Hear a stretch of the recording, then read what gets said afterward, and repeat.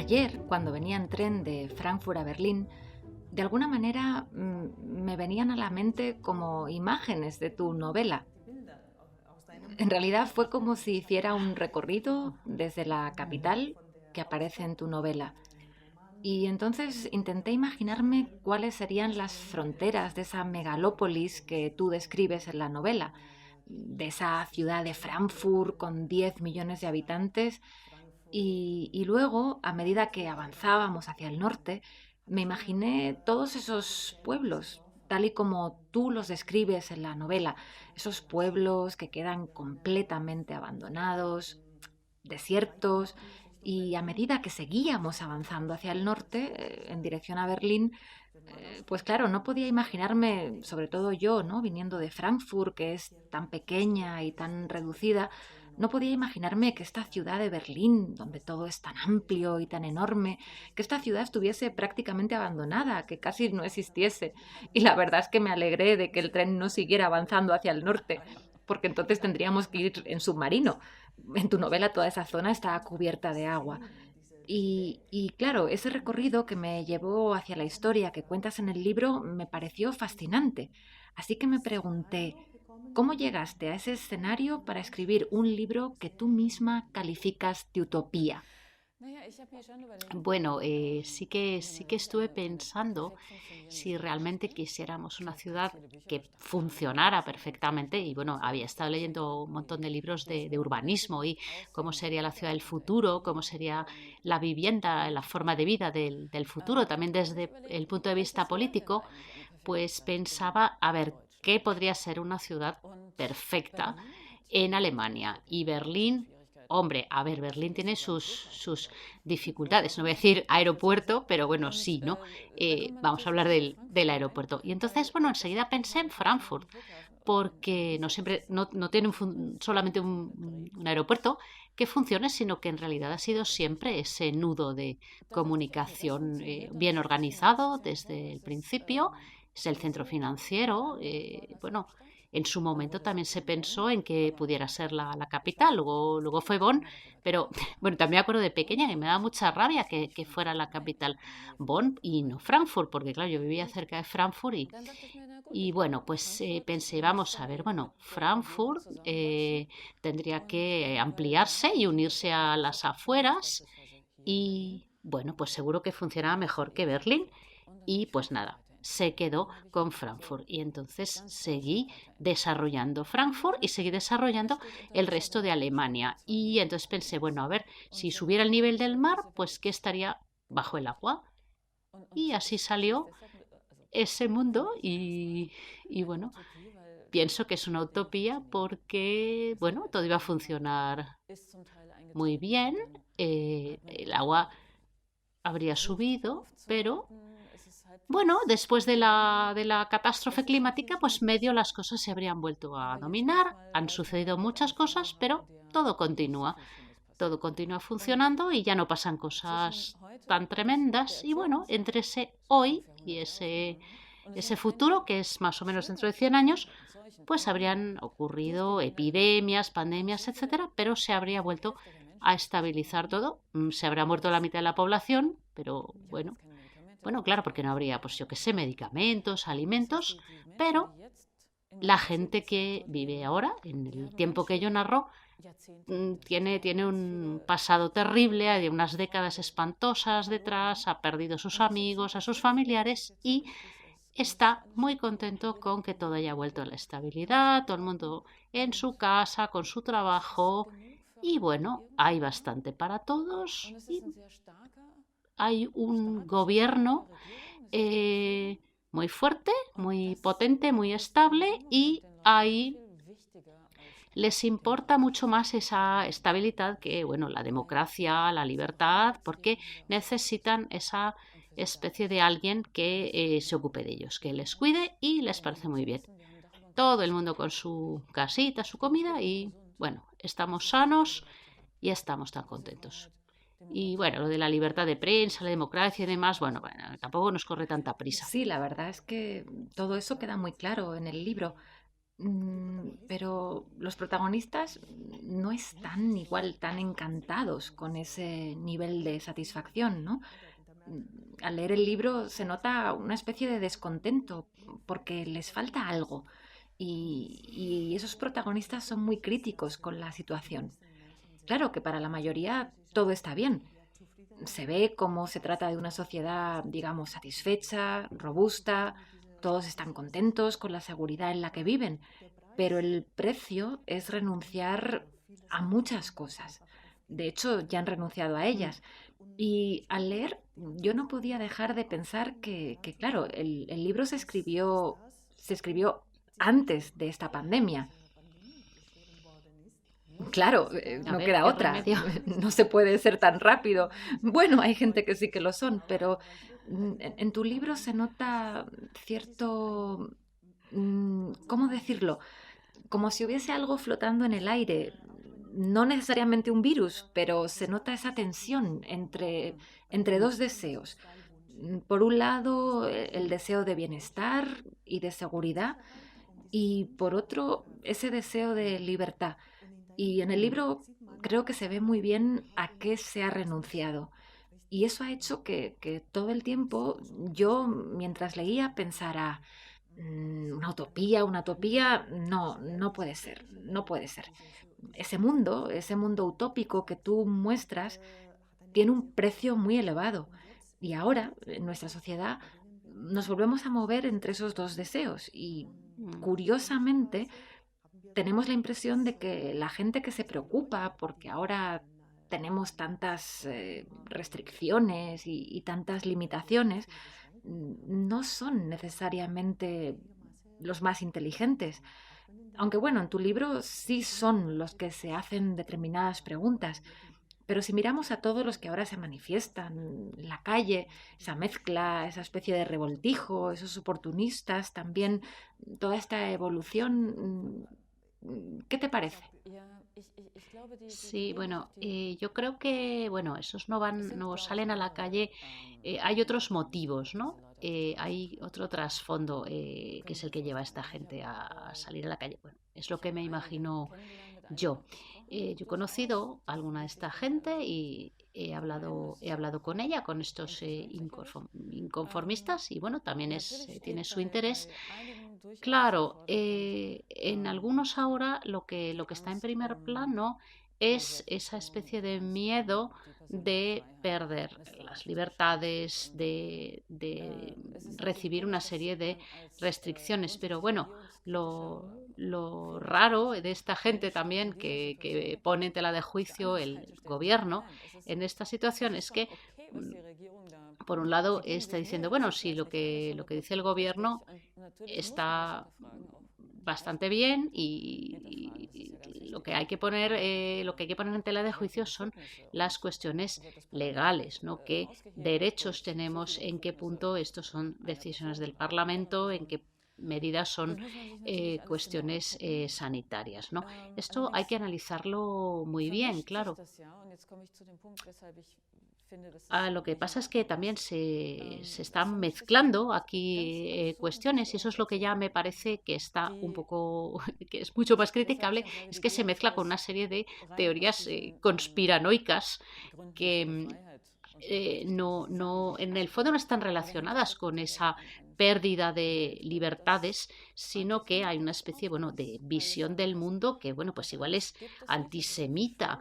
Dicen, bueno, es todo pura conspiración judía, esto es la industria farmacéutica, esto son una serie de familias ricas o Bill Gates, y eso que Bill Gates no es judío. Es decir, hay una especie de cosas rarísimas que se mezclan y estas cosillas son las que llevan a a que la gente que es poca y que se plantea así nuestra libertad democrática está en tela de juicio, bueno, pues queda completamente en segundo plano, ¿no? La gente que realmente se plantea si estamos perdiendo libertades para las que luego no va a haber un paso atrás. Esos son los temas que llevarían a plantearse. Bueno, aquí hay que salir a las calles a criticar al gobierno o no. Yo he conocido gente que sí que sale de esta posición de nosotros hemos crecido en la RDA, tenemos miedo de que vuelva una especie de sistema totalitario y estas estructuras realmente que restringen la libertad del individuo. Somos muy desconfiados con cualquier cosa que venga del gobierno y bueno, también es verdad que tiene su justificación, pero bueno, hay mucha gente también que ha ido en estas direcciones de ultraderecha y ahí me parece que ya el diálogo no es posible y bueno, hay otra gente que sí que realmente lleva a situaciones difíciles. Sí. Sí, de hecho tengo la impresión de que esta utopía que tú nos presentas es muy alemana, con esa tensión tan típica entre el deseo de bienestar y seguridad, por un lado, como tú misma has dicho, y por otro, una necesidad profunda, muy, muy profunda de autodeterminación. Y eso es algo que, al menos a mí, como española, cuando llegué a vivir aquí, al principio, me llamó mucho, mucho la atención. El hecho de que el propio espacio y el propio tiempo siempre estaban en primer lugar. Y de hecho hubo momentos en los que me sentí incluso un poco ofendida. Por ejemplo, cuando alguien decía, bueno, ya basta, ya he tenido suficiente, ahora me voy, quiero estar tranquilo, y cosas así. Y claro, esto también se expresa desde un punto de vista social o lingüístico con palabras que a mí me resultaban un poco duras. ¿Dirías que esto es así? ¿Que esta sería la utopía que representa un mundo ideal para una mentalidad alemana? Con todas las carencias de las que hemos hablado, claro, pero ¿dirías que esta es una utopía alemana? ¿O cuál sería la diferencia? A lo mejor me equivoco, pero ¿qué opinas sobre esto? No sé, sí, a lo mejor sí. Bueno, igual sí que es una cuestión alemana. eh, en todo caso, alemana occidental, más bien. Porque, bueno, claro, en el fondo eso estará sentado, lo llevaré yo de serie porque yo soy alemana del oeste. Em, Más bien es quizá una postura, una actitud social que sí me puedo imaginar después de muchas catástrofes. Eh, Quizá, bueno, estas generaciones que han vivido dos guerras, ¿no? Y ahí sí que necesitas, es verdad, lo primero, tranquilidad y estabilidad.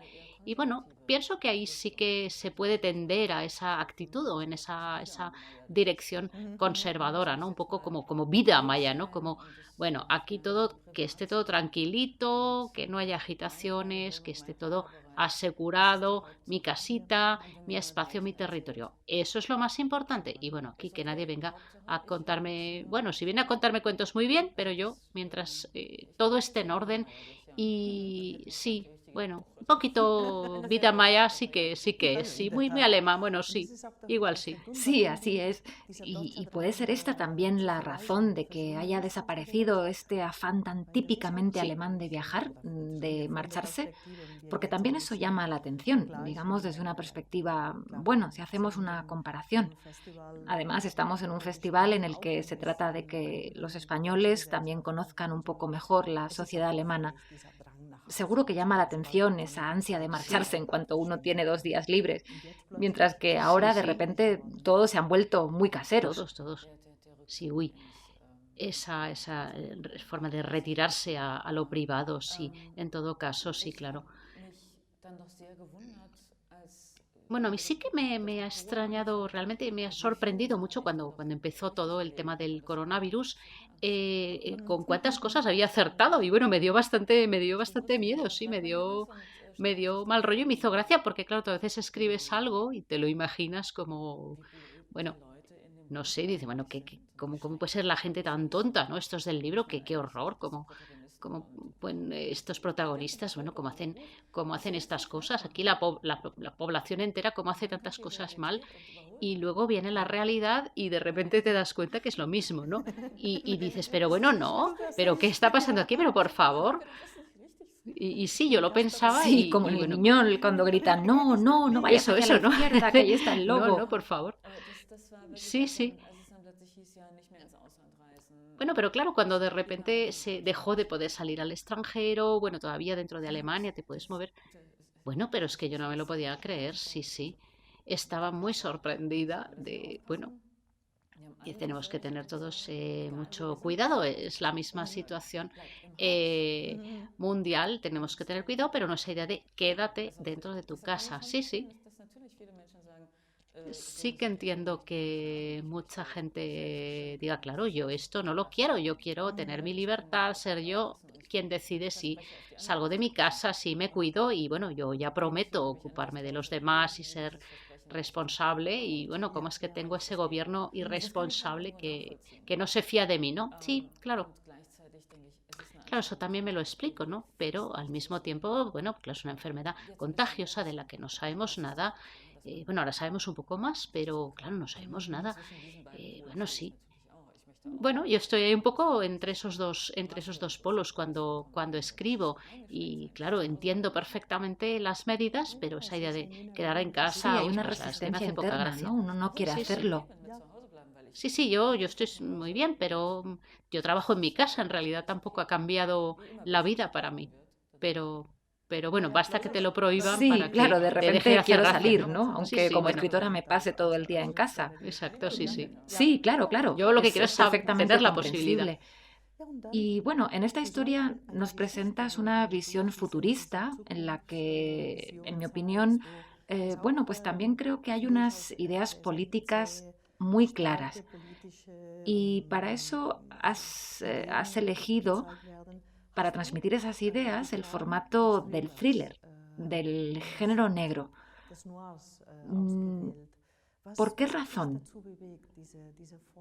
Tal vez se podría decir que nos movemos un poco en la ciencia ficción, más o menos, o en el tema utopía, distopía, Sí, más bien es como ficción pero especulativa, también sí. se ve que tu libro tiene muchos elementos de thriller. La Sí. pregunta es, ¿cómo se te ocurrió esta idea? ¿Fue una cosa natural, una decisión consciente? ¿Por qué elegiste este formato? Bueno, es que yo creo que el género negro, bueno, es primero crear una especie de atmósfera y hablar de literatura, bueno, negra, es bueno, algo muy, muy general, ¿no? Es un marco muy amplio. Em, es verdad que creo que es una forma muy buena para narrar la sociedad y sobre todo para mostrar lo que está torcido en esa sociedad, ¿no? Esos puntos de disrupción, ¿no? ¿Qué pasa aquí cuando realmente pues, se comete un crimen en medio de todo esto y las personas son llevadas a sus límites? Y bueno, sí, para mí me parece la forma de narrar más verosímil y un poco en la que mejor encajan esa especie de, bueno, de amenazas de muerte, esos escenarios límite. Creo que sí. Esos son los ejemplos que se prestan más para lo que yo quiero decir. Sobre todo, bueno, dentro de esta historia criminal, yo quería contar cómo sería si de repente no tenemos libertad de prensa o ya dejamos de tener prensa independiente, porque la idea que me llevó de hecho a empezar con el libro fue esa idea de la gente que dice que la radio estatal alemana, la radio pública alemana, está controlada por el Estado. Y bueno, esto también está gente que dice que lo critica todo, lo que viene a través de los medios oficiales, pero luego no tiene ningún problema con las fake news. Es decir, es que en realidad es una contradicción muy extraña. Yo lo cuestiono todo, pero viene cualquiera contándome un cuento que no puedo comprobar y eso enseguida se lo creen. Me irrita también cómo puede ser y una sociedad que está enteramente dispuesta a cuestionar el Estado, pero creerse las fake news, porque, bueno, esa postura de, bueno, total, como todos mienten y todo es inventado, pues ya nada vale y vale todo, ¿no? Ahí llegué a esa sociedad que lleva tras de sí muchas catástrofes, quiere su tranquilidad y ya pues socialmente tampoco cuestiona nada, tampoco cuestiona esa libertad de prensa porque da por hecho que eso no es importante. Y a eso yo quería mostrarlo desde muchas posturas políticas y desde muchos ángulos. Y bueno, ahí es que había muchas cosas que me daban mucha rabia, porque tenemos un gran panorama en el sentido de la prensa, tenemos muchísimas fuentes y bueno, Sí, claro, y de repente cualquier periodicucho es súper creíble, como también lo que uno mismo escoge en Internet. bueno, es que hay muchas cosas criticables, es que, y luego cosas que ni se cuestionan. Tenemos es decir, no solo organismos como la Asociación de Prensa Alemana, a la que se acusa de no decir cuestiones ciertas, pero también tenemos lo contrario y no se puede cuestionar que en Alemania hay una libertad de prensa y que ahí hay un gran rigor, por un lado, y al mismo tiempo fijarse, bueno, que es fiable y que no, porque hay muchas posibilidades de informarse y de comprobarlo. Me da mucha rabia esa especie de cuestionamiento general que en el fondo pues critica lo que hace realmente. Nunca, como antes en la historia, han circulado esas fake news. No te puedes creer que hay, bueno, quien dice hasta, o se cree que hasta, bueno, que Angela Merkel Anda, esto es es hija nuevo, esa biológica no de la Hitler. conocía. Bueno, no te imaginas, hay un libro entero que dice que Angela Merkel es hija de Hitler porque se quedó congelado esperma de Hitler y que luego, bueno, pues en algún momento lo usaron para crear una hija Wow, mira tú biológica. por dónde. Siempre se aprende algo. Sí, sí, hay un libro entero de lo más interesante, ya te lo enseñaré, ya verás. Sí, sí, bueno, una teoría conspiratoria ya, bueno, alucinante, no te lo puedes creer. Sí, claro, Sí, en sí, sí, es realidad que cada son cosa. Sí, narraciones, cuentos. son como cuentos y de algún modo es interesante que pese a que tenemos acceso a un montón de información de calidad y que disponemos de un nivel educativo alto, es interesante que ese pensamiento mágico sea tan fuerte, Sí, porque al sí. fin y al cabo no es más que una forma de pensamiento mágico que se transmite muy bien, bueno, y a veces ni siquiera eso. Ujú. Pero ¿por qué hay tanta disposición a creer en ello? Creo que muchas veces el grado de simplificación es enorme. En realidad es todo mucho más simple, pero claro, creer que Angela Merkel es hija de Hitler me parece muy, muy complicado, sobre todo en este momento. Bueno, en realidad siempre me parece complicado. Pero ya que hablamos de narración y volviendo un poco al asunto del género, me parece que el género negro te ha dado la posibilidad de contar mejor esta historia. Ujú. Aunque, por otra parte, me ha parecido muy arriesgado hacer eso. Porque, bueno, si uno observa un poco el panorama editorial o el mundo editorial aquí en Alemania, detecta una tendencia hacia contenidos claramente Mm. definidos. Sí. Y bueno, entonces es cuando viene alguien y te dice, bueno, pero ¿este libro qué es? ¿Es un thriller? ¿Es ciencia ficción?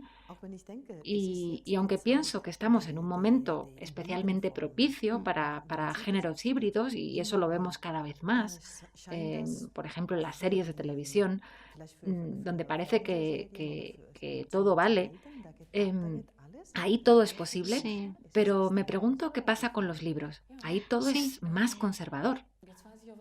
Sí, sí, ya sé lo que querías decir con lo de riesgo, ¿no? O arriesgado. Sí, es verdad que es difícil, ¿no? Esa idea de cómo lo etiqueto, ¿no? En qué estantería lo pongo, ¿no? ¿En qué sección lo coloco? Bueno, es gracioso porque, por un lado, lo entiendo, ¿no? Que sea necesario, porque, bueno, también una librería tiene su espacio y la gente quiere saber a qué sección ir. Y, claro, al mismo tiempo, pues es una desventaja para la gente que escribimos si queremos salirnos de el género. Es verdad que el género negro, por así decirlo, es muy adecuado para incorporar otros géneros u otras formas hídricas. A mí, claro, me parece perfecto. Para mí era difícil, esto ha sido una dificultad en realidad desde siempre, ya con mi primer libro, porque yo había escrito algo que no estaba claro que fuera una novela criminal, o sea, un thriller desde ese sentido más ortodoxo, de, bueno, aquí sucede algo, hay un crimen se soluciona, entre comillas, con esa idea de que bueno, es algo cerrado donde, bueno, pues hay un asesino en serie que lleva a sus víctimas, mujeres, por supuesto, a algún sitio, bueno, pues las tortura, las asesina y luego, pues ya está, con que exista este personaje, pues ya está claro el género. Y claro, eso en el fondo es decir todo y no es decir nada. Yo siempre he tenido ese problema de qué ponemos en la cubierta, ¿no? Dice, bueno, pues hija, pon libro y ya está. O cuando me dicen, descríbelo, dice, bueno, pues espero que sea un libro interesante, emocionante y que la gente disfrute leyendo. ¿Y no te pasa que piensas que el libro a lo mejor, quiero decir, tienes la idea, te pones a trabajar, tomas un montón de decisiones, pero esa idea no te limita ni te sientes coartada, no temes lo que pueda pasar después o cuál vaya a ser la acogida o que no encuentres una editorial? Porque yo tengo la impresión de que el mundo editorial o de las librerías en Alemania es cada vez más reducido, más pequeño en lugar de crecer y que casi hay una especie de ¿cómo decirlo? Quizás de miedo, porque estamos en una situación especialmente complicada, cada vez se venden menos libros y no se quiere correr el riesgo de que un libro no se venda tan bien porque los libreros no sepan en qué estantería colocarlo. Sí, bueno, yo creo que justo dentro de este género, claro, ese miedo es muy fuerte porque em, hace unos años ya empezó con esa idea de que es como la industria, ¿no? Esas cadenas las que tenían cada vez más poder, ¿no? Tenías que hacer muy exactamente qué se esperaba de ti, ¿no? ¿Qué querías escribir? ¿Qué se iba a vender? O bueno, qué estaba como dentro del encargo de la mesa de novedades, ¿no? Que podamos colocar y que cuadre y encaje. Y bueno, si claro, vendemos y queremos vivir de eso, pues también no podemos ignorarlo del todo. Pero también llegas a ese momento en que no puede ser que solo se produzca eso y que tampoco hagamos otra cosa, ¿no? Bueno, claro, a medida que va siendo cada vez la situación más difícil y también sabes lo que se vende y lo que no se vende, parece como que te van encajonando también a tomar una dirección.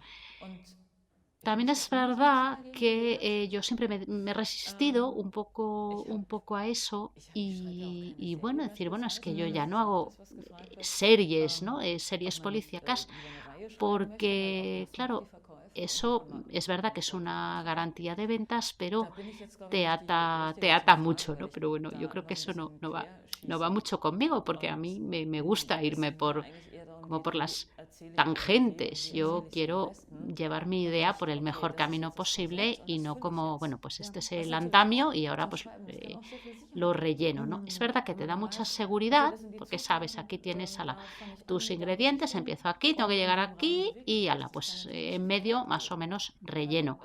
Pero claro, eso en serie funciona muy bien si tienes que escribir un libro al año, pero bueno, Y ahora me tomo mucho más tiempo y bueno, prefiero, es decir, hay desde hace varios libros que yo ya no encajo ahí. Pero es bueno comprobar en cualquier caso que se siguen publicando libros que tienen éxito y tal vez las editoriales deberían confiar más en los lectores y ver que a veces los lectores también buscan algo distinto y se alegran de que no les den siempre más de lo mismo. Claro, también es verdad que hay muchos lectores para esta especie de libros hechos muy a medida, con receta, donde tú ya en la portada ya ves lo que te espera. Y bueno, eso es que también está muy bien.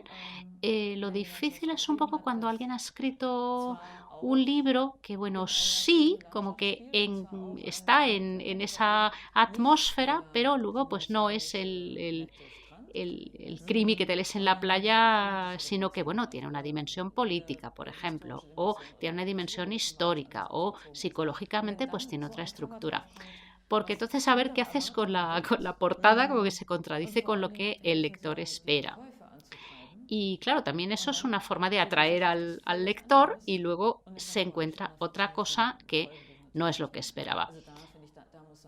Ahí, claro, hay que tener un poco de cuidado y hay que dejar ese espacio y evitar esa especie de cosa a medida que ya está como precocinada y que no deja ningún espacio a temas nuevos. Y a ver, esto es verdad que es un poco difícil de explicar, ¿no? Porque es como, bueno, ahora quiero hacer algo que es lo que hace todo el mundo y es lo que se lee y se sale pero también se sale de las etiquetas. Tampoco es que esté mal, pero creo que hay que dejar ese espacio también a la libertad y por supuesto que hay un público que no solo compra exclusivamente lo que está de moda o lo que es fácil de leer, ¿no?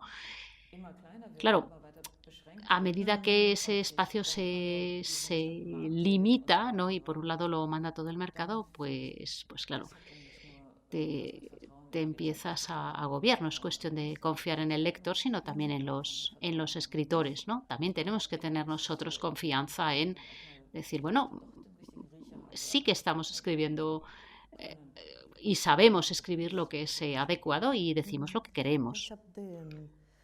Sí, en realidad tengo la impresión, sobre todo si comparo un poco con Alemania, de que en Alemania el volumen de Sí, sí. publicaciones de novela negra es enorme. Hay sitio para todos, hay todo tipo de géneros, subgéneros, subsubgéneros. En España ahora se está dando algo así. En los últimos años ha habido una evolución impresionante, pero desde el punto de vista formal, creo que en Europa la novela negra, o en general la mayoría, no es muy innovadora, que digamos. Tengo la impresión de que innovadores, lo que se dice innovadores desde el punto de vista del lenguaje, son, por ejemplo, las obras que vienen de Latinoamérica, cuyos autores se atreven a escribir cosas que se salen un poco de ese marco formal que a nosotros nos resulta tan rígido. Y creo que está bien. Además, creo que lo hacen a propósito y que tienen muy buena acogida porque se necesitan nuevos formatos. La gente está cansada de esas novelas de las que tú mismo hablabas al principio, ¿no? En las que hay un equipo de investigadores, hay que resolver un Mm. crimen, pero creo que se necesitan nuevos formatos.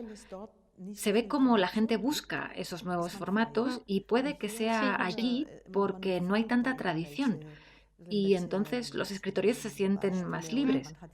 Aquí uno sigue siempre determinados modelos o tiene determinados ídolos. En tu caso, ¿crees que te inscribes en alguna tradición, ya sea europea o alemana, o prefieres combinar cosas distintas o romper incluso con ellas? Y una segunda pregunta. ¿Crees que ese tipo de novela negra tan alemana de la que hablábamos puede funcionar como una especie de corsé? Me refiero, por ejemplo, a la expectativa que genera el lugar de los hechos y que aquí en Alemania está muy Bueno, presente. claro, ¿cuál es la tradición de novela negra alemana? ¿No? Esa es la primera pregunta. No sé yo. Es una pregunta un poco complicada porque en el fondo todos nos orientamos mucho en el mundo anglosajón, ¿no? Bueno, yo creo que no hemos tenido durante mucho tiempo, por así decirlo, una tradición de novela negra alemana. Lo que ahora sí que se ha establecido, se ha consolidado un poco como característica alemana, quizá por así decirlo. A ver, ¿cómo diría yo? Estoy pensando y hablando y esto es muy difícil hacer las dos cosas a la vez. A ver, sí. Yo creo que esto es más bien lo que sería, podríamos llamar una tradición alemana de los últimos igual 10, 15 años, eh, que está, quizás esa especie de marca regional, ¿no? Lo que conocemos de la Tatort, de la serie de televisión alemana, ¿no? Que se establece, se desarrolla en un espacio, en una ciudad determinada, que casi es personaje dentro de la obra, ¿no? Y bueno, eso sí que por otro lado, con el paso de los años, pues quizás se ha ido un poco disolviendo, y quizá en Alemania también es muy importante el tema rural, ¿no? Esa idea de que sucede un poco en esa especie de espacio regional, pero no tanto en la ciudad. Y bueno, el reto es ver cómo puede funcionar dentro de Alemania, de la ciudad, ¿no? Y salirse de esa idea de que solo hay un carril por el que puede haber. Yo creo que ahora hay más libertad también otra vez. Es un poquito más amplia la perspectiva. Ha sido más estrecha durante unos años, pero creo que no.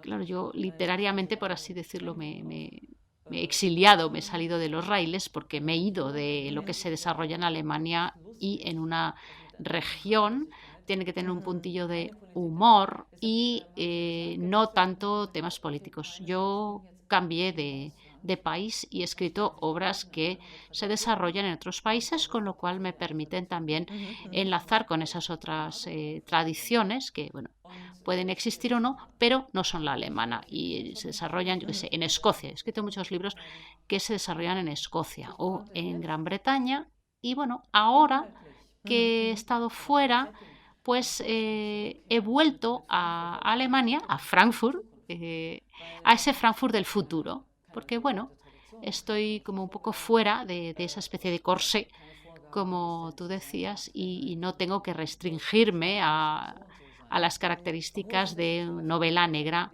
alemana, de acuerdo con una etiqueta, ¿no? Entonces, bueno, el futuro también es una especie de, bueno, es una Alemania del futuro, pero no la de ahora. Sí, yo creo ahí estoy yo muy quemada, es verdad, con esa especie de etiquetas alemanas, ¿no? De ser muy alemana.